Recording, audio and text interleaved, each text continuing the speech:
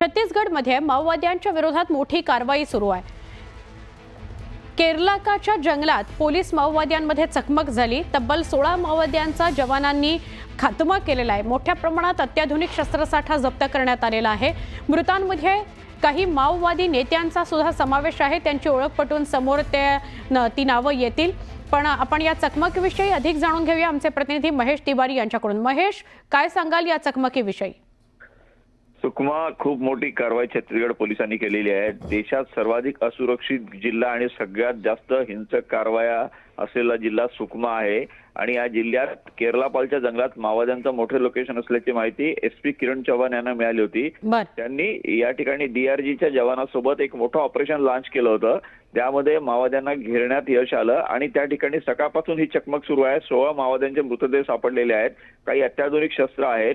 मोठी कारवाई आहे। अजूनही सर्चिंग ऑपरेशन सुरू आहे। महत्त्वाचं म्हणजे जे अत्याधुनिक शस्त्र वापरली जात आहेत ते माओवादी नेत्यांकडे असतात। त्यामुळे काही माओवादी नेत्यांचा समावेश आहे का हे पाहणं महत्त्वाचं ठरेल। किरण चव्हाण जे आता जे एसपी आहेत हे मूळचे कोल्हापूरकर मराठी अधिकारी आहेत आणि गेल्या 2 वर्षापासून या ठिकाणी माओवाद्यांच्या विरोधात त्यांनी जे नियोजनबद्ध पद्धतीने अभियान राबवलेले आहे त्यात आता मिळालं हे यश खूप मोठं आहे। अगदी बरोबर, हे मिळालेलं यश खूप मोठं आहे। 16 माओवाद्यांचा खात्मा झालेला आहे आणि त्यात काही नेते सुद्धा माओवाद्यांचे असू शकतात। धन्यवाद माहिती दिल्याबद्दल।